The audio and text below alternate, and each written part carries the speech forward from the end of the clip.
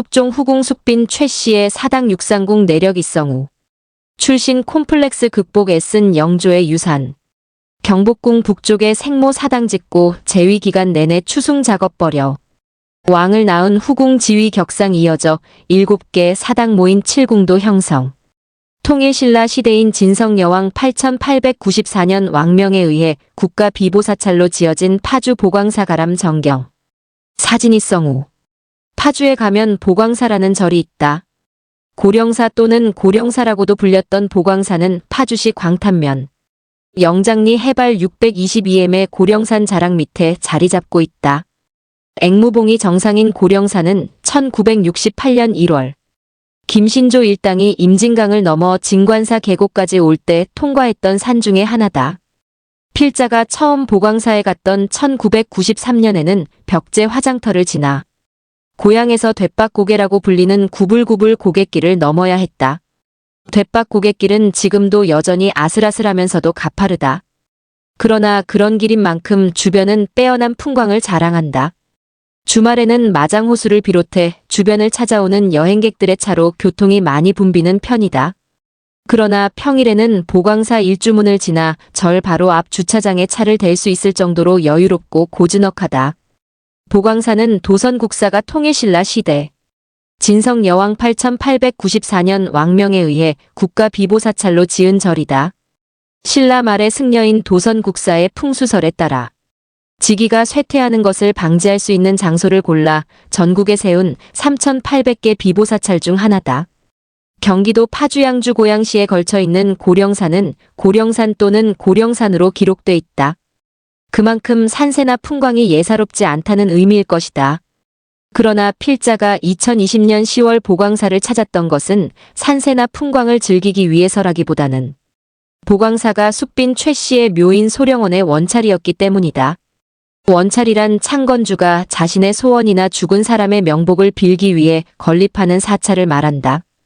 신라나 고려에 이어 성리학을 국가 이념으로 삼았던 조선에 들어와서도 이러한 원찰 건립은 지속됐다.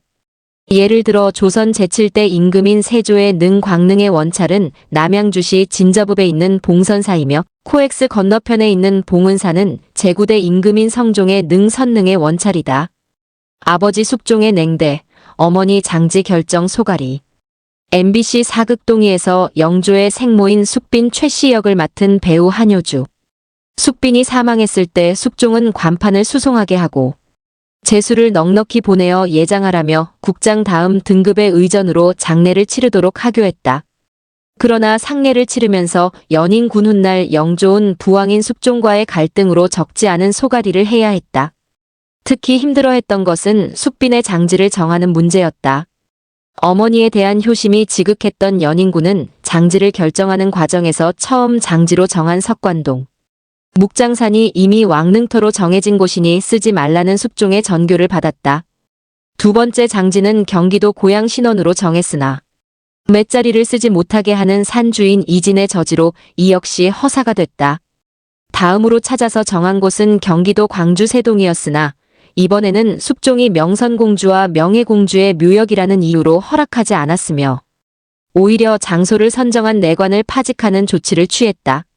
명선공주는 숙종의 친누나고 명예공주는 누이동생이다. 두 사람 다 혼례를 얼마 앞두고 각각 천연두명선공주와 원인을 알 수 없는 병명해공주로 급서했다. 그런데 혈육의 묘역 근처에 이미 출궁한 지 한참 지나 사망한 후궁의 장지를 쓰겠다고 하니 허락하지 않은 듯하다.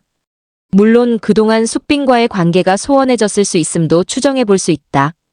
다시 장소를 찾은 곳은 선능성종과 정현왕후의 능 근처였는데 능이 바라보인다는 이유로 이번에도 역시 다른 장소를 찾으라고 했다. 결국 연인군은 직접 직관을 데리고 장소를 물색하러 다닌 끝에 경기도 양주군 고령동 옹장리 지금의 파주시 광탄면 영장리를 장지로 확정했다. 그곳이 지금의 숙빈의 묘역인 소령원이다. 소령원은 옛날에 한 직관이 금괴가 울며 활개를 치니 왕기가 옹장에 감춰있구나라고 읊었다는 명당이었다. 이러한 내용들은 숙빈 최씨의 사망일인 숙종 44만 1718년 3월 9일부터 5월 22일 연인군이 기복상제의 몸으로 상복을 벗고 벼슬자리에 나오게 함하기 직전까지 숙빈, 최 씨의 장래와 관련된 사실들을 기록한 무술점 차일기와 숙종실록에 잘 나와 있다.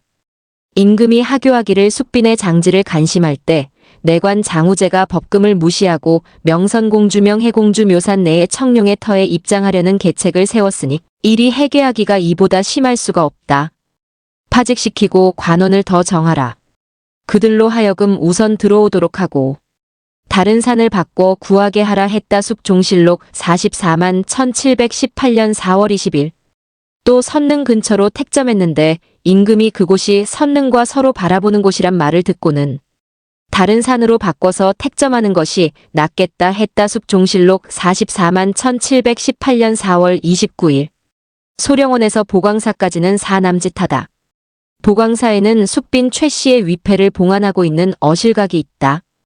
그리고 어실각 앞에는 약 300년 된 향나무가 자리를 지키고 있는데 이 나무는 영조가 어실각을 지을 때 심은 나무로 전해지고 있다. 어머니 숙빈 최 씨를 생각하는 영조의 마음을 고스란히 담아내고 있다. 영조가 보광사를 소령원의 원찰로 삼게 된 시기는 영조 16만 1740년이라고 알려져 있으나 정확한 기록은 확인하기 쉽지 않다. 그렇지만 영조 32만 1756년 1월 12일 비변사 등록에 따르면 경기 안각 사가운데 능원의 수호는 일의 채모가 자별하다. 미타 사봉헌 사봉선 사봉은 사봉인사 고령 사봉원사 등 7절은 방번전 당번을 서지 않는 대신에 바치던 돈을 분배할 때 영원히 거론하지 않는다고 해 고령사, 즉 보광사가 경기도 내의 능원을 수호하는 7개의 절 가운데 하나임을 알려주고 있다. 비변사는 임진왜란 이후 의정부를 대신했던 정치의 중추기관인데 비변사 등록은 비변사에서 논의 결정된 사항을 날마다 기록한 책을 말한다. 뿐만 아니라 영조 35만 1759년 3월 28일 승정원일기에는 영조가 교서를 내려 보광사는 능원의 수호사찰이며 일찍이 머물러 잤던 곳이라고 하고 있어 보광사가 숙빈 최 씨를 위한 원찰이며 영조가 과거 언제쯤인가 보광사에서 유숙했었음을 알 수 있다. 300년 전 영조가 보광사에 향나무 심은 뜻. 파주 보광사의 어실각과 향나무. 사진이 성우. 왕자였을 당시 사망한 친어머니 숙빈 최 씨의 장지를 결정하는데도 많은 어려움을 겪었던 영조는 숙종과 경종시대 당쟁의 틈바구니를 거치면서도 어렵게 보위에 올랐다. 왕자나 왕세제일 때는 할 수 없었던 숙빈 최 씨에 대한 추승 작업을 영조는 보위에 오르자마자 서두르기 시작했다. 그러나 숙빈 최 씨에 대한 추승 작업은 여의치 않았다. 그도 그럴 것이 신권이 왕권을 견제하며 가문을 중시하는 조선. 관료사회의 속성상 수시로 신하들의 반대에 부딪혔기 때문이다. 숙종의 정비인 인경왕후 김씨가 사망하자 서인 계열의 인현왕후 민씨가 제1계비로 뒤를 이었으며 인현왕후 사망 후에는 인원왕후 김씨가 제2계비로 내명부 최고 어른이 됐다. 그 사이사이에 희빈장씨, 숙빈 최씨, 명빈 박씨, 영빈 김씨, 귀인 김씨, 소의 유씨 등이 후궁으로서 위치를 점하고 있었다. 경종의 생모인 희빈장씨는 중인이지만 당시 장안에서 제일 부유한 역관통역 집안의 출신이며 연령군의 생모 명빈 박씨의 부친은 통정대부 정삼품 박효권이다. 영빈 김씨는 자손은 없었으나 당대 최고의 권문세가인 안동 김씨 가문 출신으로 정식 간택을 거쳐 입궁한 후궁이었다. 그에 비해 숙빈 최 씨의 가문은 거의 내세울 부분이 없었다. 영조의 가계를 기록한 팔고조도인 주상전 하팔고조도를 보면 숙빈 최 씨의 부친 최효원은 정육품의 무관직인 충무이사과였으며 조부 최태일, 증조부 최말정, 고조부 최역지까지 모두 추중된 당상관들이었으니 당대에는 변변한 벼슬이 없었음을 알 수 있다. 최 씨를 수건으로 삼도록 명했다는 숙종실록 19만 1693년 4월 26일과 같은 해 10월 6일 왕자가 탄생했는데 수건 최 씨가 낳았다는 실록의 기록으로 봐. 숙빈 최 씨가 숙종을 처음 만나 승은을 입었을 때는 숙빈의 나이 23세였던 숙종 18만 1692년일 것이다. 숙빈의 어렸을 때와 관련해서는 일부 전해지는 얘기만 있을 뿐 구체적인 행적은 거의 알려져 있지 않다. 신뢰성 있는 내용은 아니지만 담양군지 용흥사 범종편에는 영조의 어머니인 최복순 여인이 용구사라는 절에서 기도해 영조를 낳은 후 이 절 이름을 용흥사로 고쳤다는 내용이 수록돼 있다. 또한 정읍시청 홈페이지의 대각교터와 최숙빈의 내용에 따르면 숙종의 제1계비인 인현왕후 민씨의 어린 시절 부친인 민유중이 영광군수로 부임 가는 길에 이 다리에서 쉬어가다 자기 딸을 닮은 8살짜리 거지 소녀를 데려다 길렀는데 자기 딸이 왕후가 될 때 따라 들어간 그 소녀가 후일의 최숙빈이었다는 것이다. 이 내용 역시 전해오는 이야기일 뿐이다. 실록에서는 숙빈 최씨가 한성부 서부 여경방 서학동, 지금의 신문로 근처에서 탄생했다고 기록하고 있다. 영조 어머니는 정말 무술이 출신이었을까? 1. 영조의 가계를 기록한 주상전 합할고조도 2.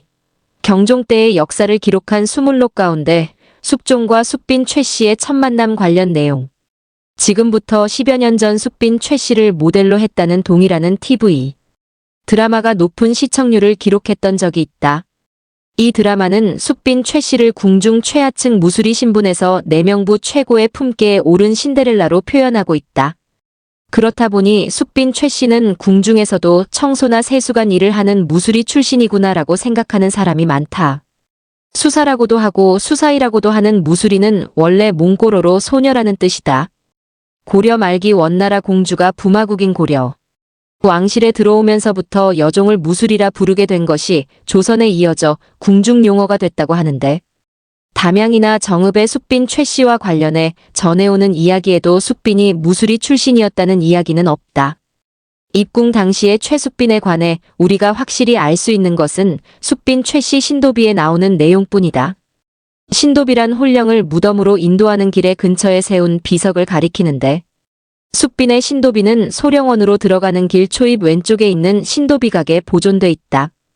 이 신도비에는 병진년에 뽑혀 궁궐에 들어가셨으니 겨우 7살이셨다라고 기록돼 있다. 병진년은 숙종 21,676년이므로 1670년생인 숙빈의 입궁 당시 나이는 7세였으며 또한 뽑혀 들어갔다고 했으니 궁녀로 선발돼 입궁했다고 생각할 수 있다.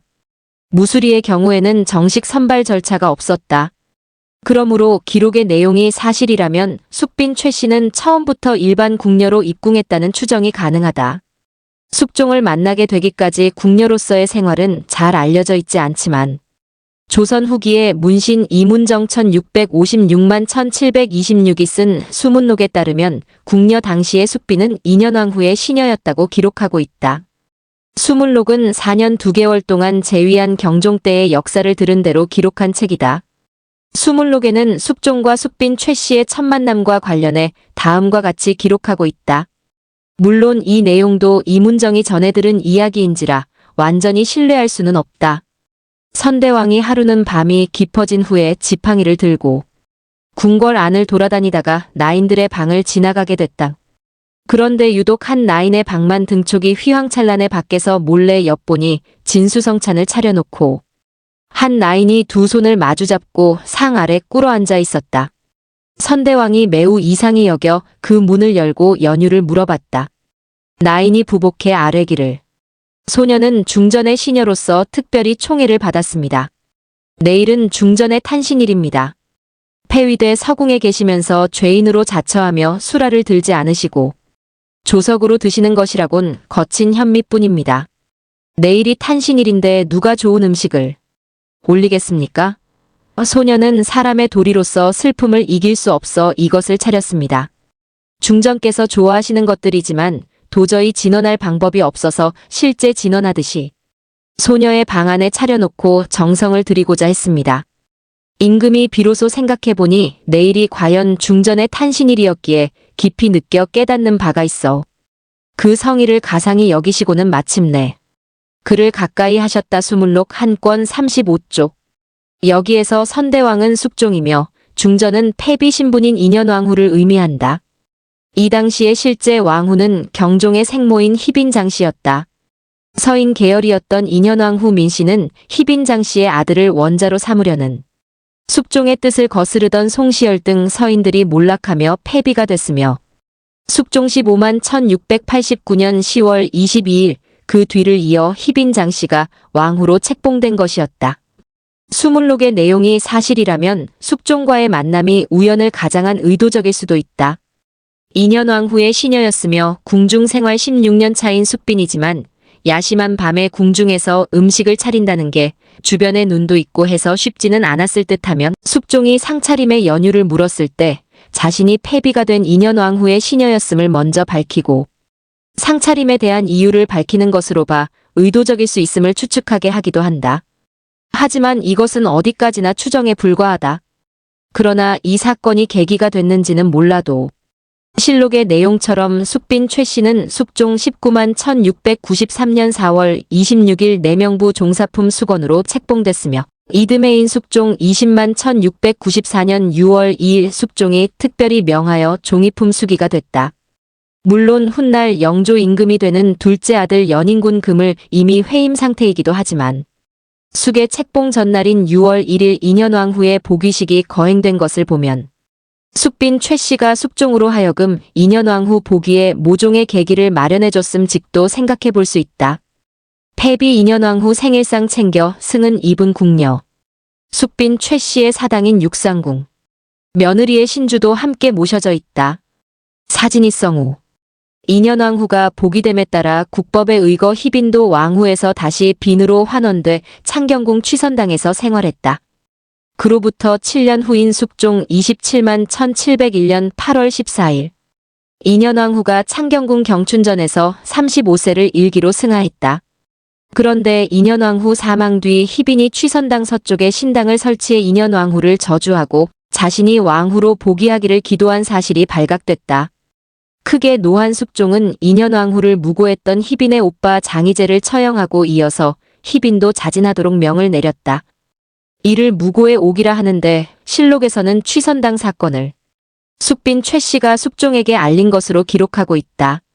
이때에 이르러 무고의 사건이 과연 발각되니 외관에서는 혹 전하기를 숙빈 최 씨가 평상시에 왕비가 베푼 은혜를 추모해 통곡하는 마음을 이기지 못하고 임금에게 몰래 고했다고 했다. 숙종실록 27만 1701년 9월 23일 경종의 강력한 지원 세력이 될 수 있었던 생모 희빈이 죽임을 당함으로 인해 숙빈은 결과적으로는 자신의 아들 연인군이 왕세제가 되는 디딤돌을 만들어준 셈이 됐다. 인현왕후 사후 약 1년이 지난 숙종 28만 1702년 10월 3일 경음부원군 김주신의 딸이 16세의 나이로 두 번째 계비에 책봉됐다. 그녀가 인현왕후였다. 숙빈 최 씨는 노론 권문세가 출신의 영빈 김 씨뿐만 아니라 17년 연하의 인현왕후와도 매우 가깝게 지냈다. 인현왕후의 집안은 소론 성향이었지만 인현왕후는 숙종 사후 노론으로 당색을 바꿨을 뿐만 아니라 숙빈 사후에도 최 씨 소생의 연인군을 지지해 경종 1만 1721년 연인군의 왕세제 책봉에 결정적 역할을 했다. 경종 1만 1721년 12월에 발생한 환관 박상검 일당의 왕세제 살해. 기도 사건과 관련해 생긴 경종과 왕세제 간의 불화에는 인현왕후가 가담자의 이름을 써서 내려주면서까지 직접 나서서 해결하는 등 위기에 몰린 왕세제를 보호했다. 이는 인현왕후가 왕세제의 양모이기도 했을 뿐만 아니라 숙빈 생전 인현왕후와의 긴밀한 관계에서도 기인했다고 볼 수 있다. 경종이 재위 4년 만에 승하하자 그 뒤를 이어 왕세제 연인군은 당쟁의 경랑을 해치고 드디어 조선의 21대 임금이 됐다. 1724년 8월 30일의 일이다. 왕이 된 서자, 왕자 디딤돌 놓아준 어머니. 후궁 소생의 왕자가 임금의 자리에 오른다는 것은 쉽지 않다. 더욱이 희빈 소생의 이복형 경종은 태어난 지 채 100일도 되기 전에 이미 세자의 지위를 확보한 상태이기에 이복 동생인 연인군이 왕위를 이을 가능성은 더욱 희박했다. 그러나 기회는 예상치 않게 찾아왔다. 경종이 병약하고 자손이 없다는 점은 당시 노론계 조정 대신들로 하여금 연인군을 왕세제로 옹립할 수 있게 하는 빌미로 작용했다. 그뿐만 아니라 당시 왕대비였던 인현왕후 역시 자신의 의중을 묻는 경종과 대신들에게 연인군을 왕세제로 인정한다는 자교왕의 어머니가 내리는 명령을 내리게 된 점 등은 숙빈이 생전에 인현왕후나 노론 집안의 영빈, 김씨를 든든한 후견인으로 만들어 놓는 나름의 정지 작업을 했던 결과라고도 볼 수 있겠다. 이를 모를 리 없는 영조로서는 생모 숫빈에게 깊은 고마움을 느낄 수밖에 없었으며 인원왕후와 영빈 김씨에 대해서도 역시 지극정성으로 모셨다. 왕위를 이어받은 영조는 경종의 국상이 끝나자마자 생모인 숫빈 최씨의 사당 건립 문제를 논의했다. 최초에는 잠저였던 창의궁을 염두에 뒀었으나 최종적으로는 경복궁 북쪽 청릉군의 아들 이연영의 기와집 168칸과 빈터 3115칸을 2250량 오전에 매입해 완성했다. 즉위 후 약 1년 4개월 만인 영조 1만 1725년 12월 23일의 일로서 그 자리가 지금의 칠궁지역이다. 사당은 완성됐으나 아직 경종의 국상이 진행 중이었기에 가보지 못하고 있다가 국상이 끝난 영조 2만 1726년 11월 6일에서야 비로소 첫 전배례를 올릴 수 있었다. 이와 관련해 영조가 돌아가신 생모 숫빈 최씨의 생신을 맞이해 사당에 나아가 전배례를 행하고자 짓고 쓴 영조 어필 마이너스 숫빈 최씨 사후 제문원 고 마이너스를 보면 오늘에야 선빈의 3년상 이후 6년 동안 펼치지 못한 회포를 펼치옵니다라고 하면서 그동안 국법에 따라 제사를 지낼 수 없어 참아왔던 생모에 대해 애틋하고 절절한 심정을 토로하고 있다. 영조는 재위 기간 내내 추승 작업을 해왔다. 이는 상대적으로 취약한 본인의 출신 내력을 보완해야 하기 위함이라고 생각된다.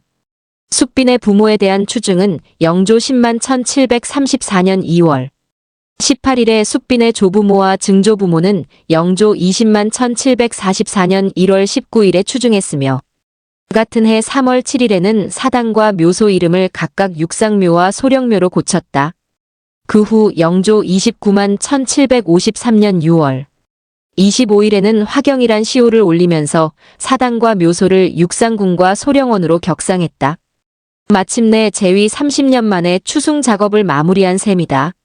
이는 조선 후기 궁원제도로 확립돼 이후에도 후궁소생의 왕자가 세자가 되거나 왕위에 오른 경우에는 생모의 지위를 격상시켜 사당을 궁으로 묘소를 원으로 승격하고 시호를 올리는 전례가 확립됐다. 오늘날 우리가 보고 있는 칠궁의 7개 사당도 이러한 전례를 따른 결과물인 셈이다.